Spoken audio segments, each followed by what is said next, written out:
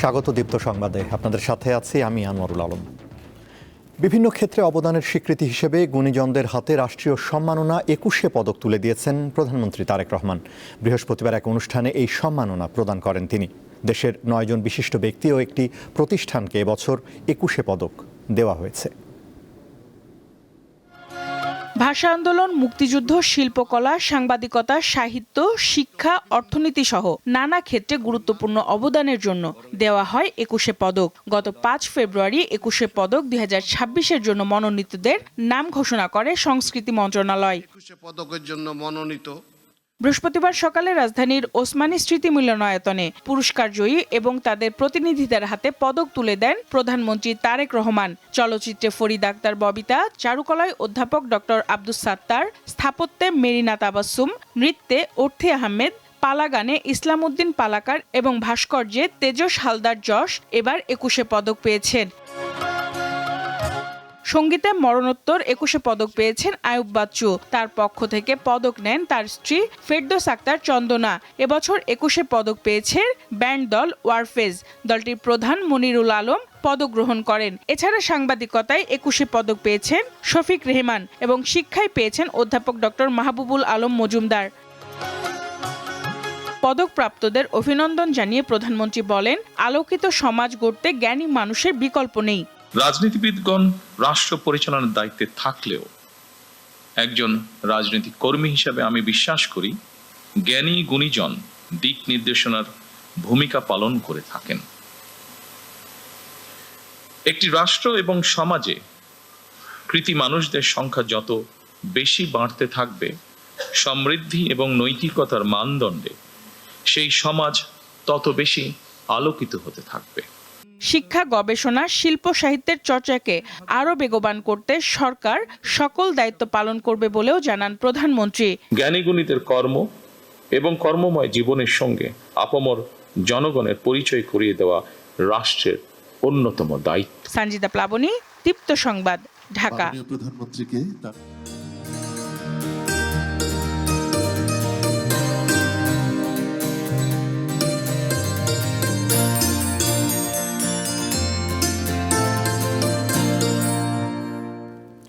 অমর ২১শে বইমেলা প্রসঙ্গ। অবশেষে আজ শুরু হচ্ছে অমর ২১শে বইমেলা। এবারের প্রতিপাদ্য বহুমাত্রিক বাংলাদেশ। কিছুক্ষণের মধ্যে মেলার উদ্বোধন করবেন প্রধানমন্ত্রী তারেক রহমান। অংশ নিচ্ছে কমপক্ষে ৫৪৯টি প্রকাশনা প্রতিষ্ঠান। এর মধ্যে বাংলা একাডেমি প্রাঙ্গণে ৮১টি এবং সোহরাওয়ার্দী উদ্যান অংশে ৪৬৮টি প্রতিষ্ঠান স্টল রয়েছে। সোহরাওয়ার্দী উদ্যানের উন্মুক্ত মঞ্চ সংলগ্ন গাছতলায় থাকছে লিটল ম্যাগাজিন চত্বর। শিশু চত্বরে থাকছে ৬৩টি প্রতিষ্ঠান এবং ১০৭টি ইউনিট। পবিত্র রমজান উপলক্ষে সোহরাওয়ার্দী উদ্যান অংশে তারাবির নামাজের ব্যবস্থাও থাকবে। আগামী ১৫ মার্চ পর্যন্ত শুক্র ও শনিবার ছাড়া প্রতিদিন দুপুর ২টা থেকে রাত ৯টা পর্যন্ত মেলা খোলা থাকবে। ছুটির দিনে মেলা চলবে বেলা ১১টা থেকে রাত ৯টা পর্যন্ত। রীতি অনুযায়ী ভাষার মাসের প্রথম দিন বইমেলা শুরু হয় এবং সরকার প্রধান উদ্বোধন করেন। তবে চলতি বছর ত্রয়োদশ সংসদ নির্বাচনের কারণে কয়েক দফা পিছিয়ে ২৬ ফেব্রুয়ারি শুরুর সিদ্ধান্ত হয়। ত্রয়োদশ জাতীয় সংসদের প্রথম মন্ত্রিসভা বৈঠক অনুষ্ঠিত হয়েছে আজ সকালে সচিবালয়ের মন্ত্রিপরিষদ সভাকক্ষে এই বৈঠক অনুষ্ঠিত হয়। এতে সভাপতিত্ব করেন প্রধানমন্ত্রী তারেক রহমান। প্রধানমন্ত্রী হিসেবে দায়িত্ব গ্রহণের পর তারেক রহমান বিভিন্ন মন্ত্রণালয়ের সঙ্গে মত বিনিময় করলেও আজই প্রথমবারের মতো মন্ত্রিসভায় আনুষ্ঠানিক বৈঠক হলো। এতে কৃষি ঋণ বিষয়ে আলোচনা হয়েছে বলে জানা গেছে। বৈঠকে সরকারের মন্ত্রী, প্রতিমন্ত্রী সহ বিভিন্ন মন্ত্রণালয় ও বিভাগের সচিবরা অংশ নেন। ১৯৭১ সালে মহান মুক্তিযুদ্ধে মানবতাবিরোধী অপরাধের মামলায় বাগেরহাটের খান আকরামকে খালাস দিয়েছে আপিল বিভাগ। সকালে প্রধান বিচারপতির নেতৃত্বাধীন আপিল বিভাগ শুনানি শেষে তাকে খালাস দেন। এর আগে আকরাম সহ এ মামলায় আন্তর্জাতিক অপরাধ ট্রাইব্যুনাল ২০২৩ সালে ৩০ নভেম্বর ৭ আসামিকে সাজা দিয়েছিল। আসামিদের বিরুদ্ধে মোট ৭টি অভিযোগ আনা হয়। পরে রায়ের বিরুদ্ধে আপিল করেন আকরাম খান। খান আকরাম হোসেন তার আমাদের ইন্টারন্যাশনাল ক্রাইমস ট্রাইব্যুনাল অ্যাক্টের ৩(২) small A, small G and small H এই 3টে সেকশনে চার্জ গঠন করা হয়েছিল। যে মামলাটা গতকালকে ছিল এই মামলার মধ্যে আরেক আকরামের বিচার টিচার সম্পর্কে কিন্তু কোনো কিছু রেকর্ডে নাই। সো আমরা এভিডেন্স বা রেকর্ডসের বাইরে অন্য কোনো বিষয়ে আমরা ব্যক্তিগত নলেজ থেকে আমার কিচ্ছু বলার কোনো সুযোগ নাই। রমজান উপলক্ষে নারায়ণগঞ্জে ভেজাল খাদ্য বিরোধী অভিযান চলছে, সেই খবর জানাচ্ছেন সহকর্মী গৌতম সাহা। ঈদ উপলক্ষে তৈরিকৃত সেমাই ভেজাল প্রতিরোধ করতে নারায়ণগঞ্জে ভেজাল খাদ্য প্রতিরোধ অভিযান পরিচালনা করছে যৌথভাবে। নারায়ণগঞ্জের শহীদনগরের এলাকায় একটি অনুমোদনহীন কারখানায় অভিযান পরিচালনা করছে র্যাব, নিরাপদ খাদ্য অধিদপ্তর এবং জেলা ম্যাজিস্ট্রেটের টিম। আমরা এখন নারায়ণগঞ্জের যে প্রতিষ্ঠানটিতে দাঁড়িয়ে রয়েছি, ইতিমধ্যেই এই প্রতিষ্ঠানটিতে অনুমোদনহীন এবং অস্বাস্থ্যকর পরিবেশে খাদ্য তৈরির অপরাধে 1 লাখ টাকা জরিমানা করা হয়েছে। এই প্রতিষ্ঠানটি মূলত নারায়ণগঞ্জের শহীদনগরের যে 18 নং ওয়ার্ডটি রয়েছে সিটি কর্পোরেশনের এই এলাকার 2 নং ওয়ার্ডে অবস্থিত এবং এই প্রতিষ্ঠানটিতে মূলত একটি বেকারির পরিত্যক্ত এলাকা ছিল। সেই এলাকাতে তারা এখানে সেমাই তৈরি করত এবং বিভিন্ন নামে কিন্তু তারা এই সেমাইটি তৈরি করত। এখানে দেখা যাচ্ছে তারা এখানে গ্রামীণ সেমাই এবং মোল্লা এবং নিউ কিষান নামে বিভিন্ন নামে কিন্তু তারা এখানে মোড়কজাত করতেন এবং প্যাকেটিং করে চমকপ্রদভাবে প্যাকেজিং করে তারা কিন্তু এটা বিক্রি করতো। এবং এখানে আপনারা দেখতে পাচ্ছেন তাদের যে তৈরিকৃত উপকরণ রয়েছে সেখানে কিন্তু কীট পতঙ্গ পড়ে রয়েছে। একেবারে অস্বাস্থ্যকর পরিবেশে এই সেমাইটি তারা কিন্তু তৈরি করছেন এবং তারা যে জানিয়েছেন কর্তৃপক্ষ যারা অভিযানে রয়েছেন, যে জেলা ম্যাজিস্ট্রেটের যিনি রয়েছেন নির্বাহী ম্যাজিস্ট্রেট শাহরিয়ার পারভেজ, তিনি যে বিষয়টি জানিয়েছেন তারা এখানে অভিযানটি পরিচালনা করছেন এবং অনুমোদনহীন এবং অস্বাস্থ্যকর পরিবেশে যা স্বাস্থ্যের জন্য একেবারে ক্ষতিকর, যা মৃত্যুর মতো ঘটনাও কিন্তু ঘটায় মানুষের শরীরে এই খাদ্য খাওয়ার ফলে। তো নারায়ণগঞ্জের শহীদনগর এলাকায় সিরাজ নামে এক লোকের মালিকানাধীন অনুমোদনহীন অস্বাস্থ্যকর পরিবেশে এই কারখানাটিতে মূলত ঈদ উপলক্ষে তারা সেমাই এখানে তৈরি করত এবং এই সেমাইটি কিন্তু বিভিন্ন জায়গায় তারা কিন্তু বিভিন্ন নামে ব্র্যান্ডিং করে তারা কিন্তু বিক্রি করত। এখন পর্যন্ত আমরা যে বিষয়টি জানতে পেরেছি, নারায়ণগঞ্জ জেলা ম্যাজিস্ট্রেট এবং র্যাব এবং নিরাপদ খাদ্য অধিদপ্তরের কর্মকর্তারা এখানে কিন্তু তারা অভিযানটি পরিচালনা করছেন এবং সেই সাথে আমরা দেখতে পাচ্ছি যে এখানে যে বাথরুম রয়েছে বাথরুমের পাশেই তারা কিন্তু এখানে সেমাই তৈরি করছেন, যার জন্য এই সেমাইটি যদি মানুষ খাদ্য হিসাবে গ্রহণ করেন সেক্ষেত্রে কিন্তু এটা মৃত্যুর মতো ঝুঁকিও কিন্তু রয়েছেন, তারা কিন্তু জানিয়েছেন কর্মকর্তারা। এখন পর্যন্ত তাদের এই অভিযান চলমান রয়েছেন এবং ইতিমধ্যেই জেলা ম্যাজিস্ট্রেটের পক্ষ থেকে এই প্রতিষ্ঠানটিকে 1 লাখ টাকা কিন্তু জরিমানা করা হয়েছে এবং তাদের এই অভিযান অব্যাহত থাকবে বলে আমাদের জানিয়েছেন অভিযান যারা পরিচালনা করেছেন তারা। এই ছিল আসলে আমার কাছে ভেজাল খাদ্য বিরোধী অভিযানের এখন পর্যন্ত সর্বশেষ। বরিশাল জেলা আইনজীবী সমিতির সভাপতি অ্যাডভোকেট সাদিকুর রহমান লিংকনকে গ্রেফতারের প্রতিবাদ ও মুক্তির দাবিতে আদালতের দিনের সকল কার্যক্রম বর্জন করেছেন বিএনপিপন্থী আইনজীবীরা। সকাল থেকে বরিশাল জেলা ও দায়রা জজ আদালত প্রাঙ্গণে বিক্ষোভ মিছিল সমাবেশ করেন তারা। এ সময় আদালতের আইনজীবী ভবন তালাবদ্ধ সহ ওকালতনামা বিক্রিও বন্ধ রাখা হয়। এমন কর্মসূচিতে চরম দুর্ভোগে পড়েন বিভিন্ন স্থান থেকে আসা বিচার প্রার্থীরা। আন্দোলনকারীরা জানান, যতক্ষণ পর্যন্ত মামলা প্রত্যাহার ও সভাপতির মুক্তি দেওয়া না হবে ততক্ষণ পর্যন্ত আন্দোলন চলবে। এর আগে বরিশাল জেলা আওয়ামী লীগের সাধারণ সম্পাদক অ্যাডভোকেট তালুকদার মোহাম্মদ ইউনুসের জামিন মঞ্জুরকে কেন্দ্র করে আদালত বর্জন করেন বিএনপিপন্থী আইনজীবীরা। এ সময় এজলাসে হট্টগোল বাধে। স্বাধীনতার পর প্রথমবার কিশোরগঞ্জ 6 আসনে জয়ী হয়েছেন ধানের শীষের কোনো প্রার্থী, তিনি শরীফুল আলম। এবার প্রথমবার এমপি হয়ে প্রতিমন্ত্রীর দায়িত্ব পেয়েছেন বিএনপির এই নেতা।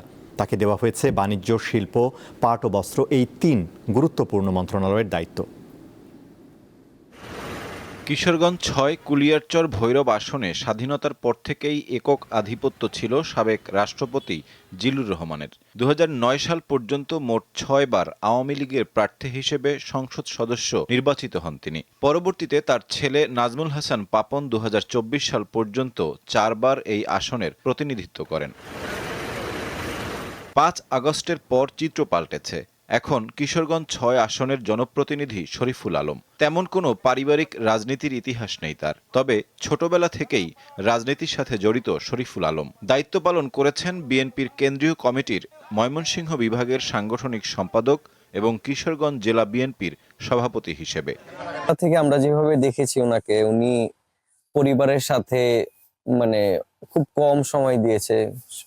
সর্বক্ষণই হচ্ছে জনগণ, মানুষ, ভৈরব কুলিয়ারচরের মানুষের ভালো দিক খারাপ দিক প্রত্যেকটা সময় উনি একসাথে ছিল, ওই মানুষগুলোর সাথে ছিল। 1990 সালে রাজধানীর যাত্রাবাড়ির একে উচ্চ বিদ্যালয় ও কলেজ থেকে মাধ্যমিক সম্পন্ন করেন শরীফুল আলম। এরপর ঢাকা সিটি কলেজ থেকে উচ্চ মাধ্যমিক ও স্নাতক সম্পন্ন করেন। ব্যক্তি জীবনে তিনি একজন সফল ব্যবসায়ী। 25টিরও বেশি ব্যবসা প্রতিষ্ঠান গড়ে তুলেছেন এই বিএনপি নেতা।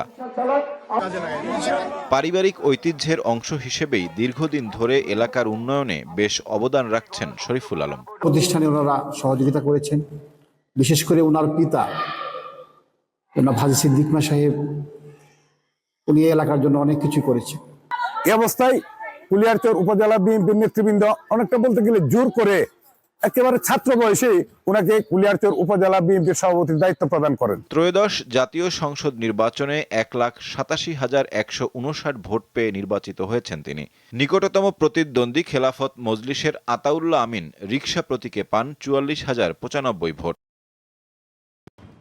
দলীয় রাজনীতির ঊর্ধ্বে উঠে জেলার সার্বিক উন্নয়ন, কর্মসংস্থান সৃষ্টি ও অবকাঠামোগত উন্নয়নে কার্যকর ভূমিকা রাখবেন শরীফুল আলম, এমনটাই প্রত্যাশা এলাকাবাসীর।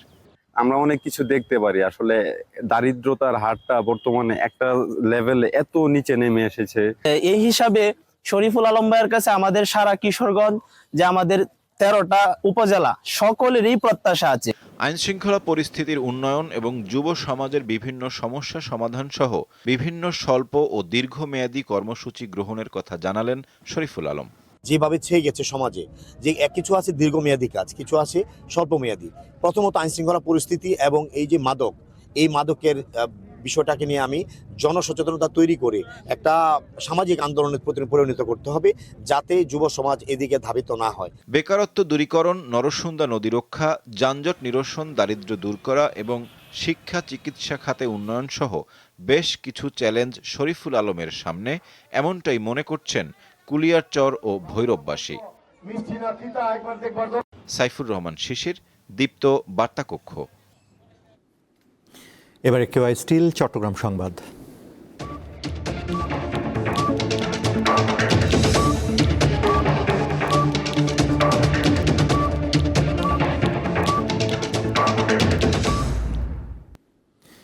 চট্টগ্রামের চন্দনাইশ উপজেলার উত্তর গাছবাড়িয়া এলাকায় গুলিবিদ্ধ হয়ে চন্দন দে নামে এক ব্যক্তি নিহত হয়েছেন। এলাকাবাসী জানান, বৃহস্পতিবার ভোরে একটি মাইক্রোবাসে 5 থেকে 10 জনের সশস্ত্র ডাকাত দল চন্দন দে ও তার প্রতিবেশী নিতাইদের গোয়ালঘরে হানা দেয়।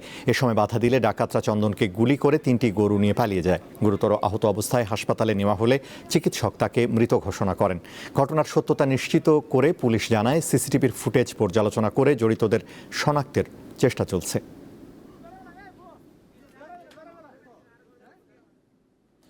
কক্সবাজার শহরের কলাতলী এলাকায় একটি গ্যাস ফিলিং স্টেশনে বিস্ফোরণের পর ছড়িয়ে পড়া আগুনে আশপাশের ঘরবাড়ি ও একটি গ্যারেজে থাকা বেশ কয়েকটি গাড়ি পুড়ে গেছে। আগুনে দগ্ধ হয়েছেন অন্তত 10 জন। বুধবার রাতে 9:30টার দিকে এন আলম এলপিজি নামের ফিলিং স্টেশনে এ ঘটনা ঘটে। পুলিশ ও প্রত্যক্ষদর্শীরা জানান, সন্ধ্যায় পাম্পের ট্যাঙ্ক থেকে গ্যাস নির্গত হয়ে আগুন ধরে যায়। প্রথমে কর্মচারীরা বালু ও পানি ছিটিয়ে তা নিয়ন্ত্রণের চেষ্টা করেন, কিন্তু এক পর্যায়ে বিকট শব্দে বিস্ফোরণ ঘটে এবং আবার আগুন ধরে যায়। সেই আগুন চারদিকে ছড়াতে থাকে। পরে সেনাবাহিনী, বিমান বাহিনী, পুলিশ ও ফায়ার সার্ভিসের অন্তত 9টি ইউনিটের যৌথ প্রচেষ্টায় রাত 1:45টার দিকে আগুন নিয়ন্ত্রণে আসে। অগ্নিদগ্ধ 10 জনের মধ্যে 9 জনকে চট্টগ্রাম মেডিকেল কলেজ হাসপাতালের বার্ন ইউনিটে পাঠানো হয়েছে। মুসলিম উম্মাহর সবচেয়ে বড় ধর্মীয় উৎসব ঈদ উল ফিতর। উৎসবের আবহে এখন কেনাকাটায় মত্ত রাজধানীবাসী, বিশেষ করে শৌখিন ক্রেতাদের পদচারণায় সরগরম নগরীর বসুন্ধরা সিটি। সকাল থেকে গভীর রাত পর্যন্ত বাহারি সব পোশাকের পসরা নিয়ে অপেক্ষায় বিক্রেতারা। এ অবস্থায় ক্রেতার উপস্থিতি জানান দিচ্ছে ঈদ ঘনিয়ে এসেছে। পবিত্র ঈদ উল ফিতর সামনে রেখে উৎসবে মাতোয়ারা রাজধানীবাসী। প্রায় সবখানেই কেনাকাটার ভিড় শুরু হয়ে গেছে। বিশেষ করে শৌখিন ক্রেতাদের প্রথম পছন্দ বসুন্ধরা সিটি। চিরচেনা ভিড় আর উৎসবের আমেজ মহলের প্রতিটি ফ্লোরে।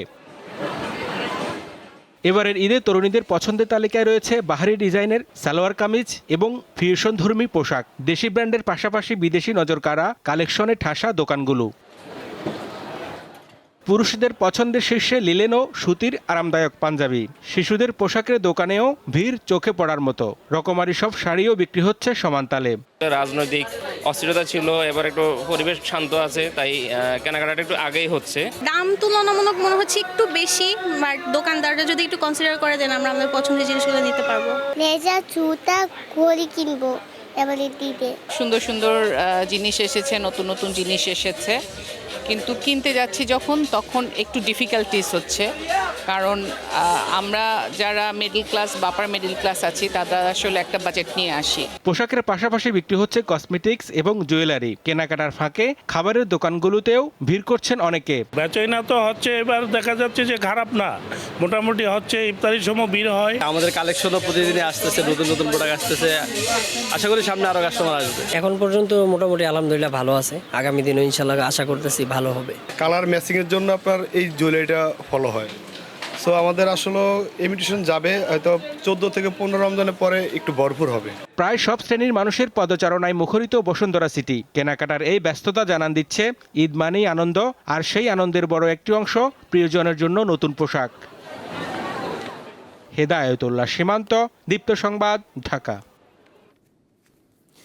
ঢাকার পাশাপাশি সারা দেশি মার্কেটগুলোয় ক্রমেই ক্রেতার সমাগম বাড়তে শুরু করেছে। বরগুনার ঈদ বাজারের চিত্র জানাচ্ছেন সহকর্মী শাহ আলী। ঈদমানি আনন্দ, ঈদমানি খুশি, সেই খুশিকে আসলে ভাগাভাগি করার জন্য কেনাকাটায় ব্যস্ত সময় পার করছেন। এবং আমরা দেখছি যে বরগুনা শহরের যে সবচেয়ে বড় যে কাপড় চুপড় বিক্রি করার যে বড় যে একটি পট্টি রয়েছে, সেই পট্টিতে রয়েছে এবং সেখানে আমরা সকাল থেকেই দেখছি যে নারীরা আসলে কেনাকাটা করতে আসছেন। অনেকে বাড়িতে গিয়ে রান্না করবেন, এই কারণে মূলত আগেভাগেই তারা কেনাকাটা করছেন। এবং তুলনামূলক ভাবে যেটা আসলে কেনাকাটা করার কথা সেটা কিন্তু হচ্ছে না, কারণ হচ্ছে সামনে বন্ধ রয়েছে। সেই বন্ধ থাকার কারণে অনেকে আসলে ঢাকা থেকে আসবেন এবং এসে স্বজনদের নিয়ে মূলত কেনাকাটা করবেন এবং সেই কেনাকাটার তখন আসলে মূলত ব্যস্ততাটা তাদের দেখা যাবে। কিন্তু এখন পর্যন্ত যে কেনাকাটাটা করছেন সাধারণ মানুষ এখানে আসছেন এবং এসে তাদের পছন্দের যে শাড়ি এবং থ্রি পিস থেকে শুরু করে ইন্ডিয়ান প্রোডাক্টগুলো কিন্তু আসলে কিছু কিছু এখানে এসছেন। আমরা বিক্রেতাদের সাথে কথা বলেছি এবং জানতে পারছি, তো আসলে তারা বলছেন যে তুলনামূলক ভাবে এখন পর্যন্ত তেমন বেচা কিনা শুরু না হলেও কিছুদিন পর মূলত 15 রমজানের পর তাদের বেচা কিনা বাড়তে পারে বলে তারা আশা করছেন। এবং এখানে যে যেটা দেখছি যে ছেলেদের জন্য যে পোশাকগুলো রয়েছে, পাঞ্জাবি, জিন্সের প্যান্ট, টি শার্ট, বিভিন্ন কালারের শার্ট রয়েছেন এবং এর মধ্যে রয়েছেন মেয়েদের জন্য বিভিন্ন ফ্রক এবং নতুন নতুন করে কিন্তু এখানে যারা বেচাকিনা করছেন দোকানদাররা তারা কিন্তু আনছেন। এবং সেই বেচাকিনার মধ্যে আমরা যদি বলি যে তারা কিন্তু তাদের অনেকেই দেখে দেখে যাচ্ছেন, এখন পর্যন্ত কেনাকাটা করেনি, না করলেও কিন্তু যত দিন যাচ্ছে ততই কিন্তু তাদের ব্যস্ততাও বাড়ছে এবং তারা যেটা বলছে তাদের এবছর প্রস্তুতি কিন্তু অনেক, যে তারা আশা করছে যে তুলনামূলকভাবে এবছর তারা অনেক বেচাকিনা করবেন এবং তাদের বিক্রেতা এবং ক্রেতারাও কিন্তু আশা করছে তাদের পছন্দ মতো তাদের বাচ্চাদেরকে সেরকম পোশাক তারা তুলে দেবেন বলে এটাও কিন্তু আমাদেরকে জানিয়েছেন। এবং এই উপকূলীয় জেলা বরগুনায় যদি বলি আমরা যে তরমুজ চাষ, এই মুহূর্তে আসলে তরমুজ চাষের উপর কিন্তু মানুষ ঝুঁকেছে এবং তরমুজটা কিন্তু প্রায় কাছাকাছি 10-20 রমজানের মধ্যে মূলত তরমুজটা ওঠা শুরু হবে এবং তরমুজ বিক্রি হলে এখানে আসলে ক্রেতাদের তারা বলছেন যে তাদের বেচাকেনাটা আবার বাড়তে পারে বলে তারা কিন্তু এটা জানিয়েছেন। তো এই ছিল বরগুনা থেকে আমার কাছে সর্বশেষ তথ্য। আন্তর্জাতিক রাজনৈতিক লক্ষ্যের আড়ালে বেসামরিক হত্যাকাণ্ড কখনো গ্রহণযোগ্য নয় বলে মন্তব্য করেছেন ভারতের প্রধানমন্ত্রী নরেন্দ্র মোদী। স্থানীয় সময় বুধবার ইসরায়েলের পার্লামেন্ট নেসেটে দেওয়া ভাষণে এ কথা বলেন তিনি। এ সময় ইসরায়েলের প্রতি ভারতের অটল সমর্থনের কথা পুনর্ব্যক্ত করেন মোদী।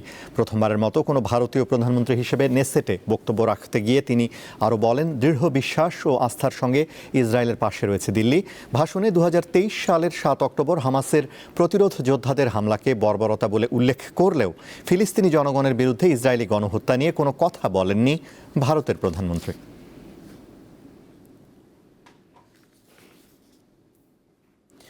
ইরান ও যুক্তরাষ্ট্রের মধ্যে পরমাণু ইস্যুতে আজ জেনেভায় তৃতীয় দফার আলোচনা হওয়ার কথা রয়েছে।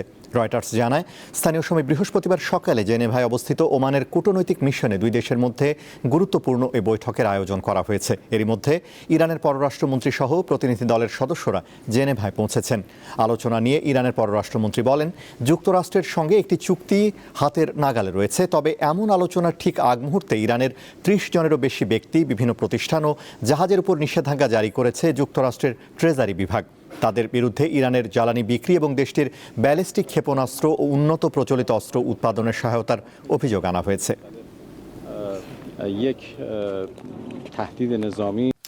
এই ছিল এখনকার মতো। আমাদের পরবর্তী দীপ্ত সংবাদ সন্ধ্যা ৬টা ৪০ মিনিটে দেখার আমন্ত্রণ। এছাড়া আরও তথ্য ও বিনোদনের খবর পেতে যুক্ত থাকুন দীপ্তর ডিজিটাল প্ল্যাটফর্মগুলোতে। ধন্যবাদ।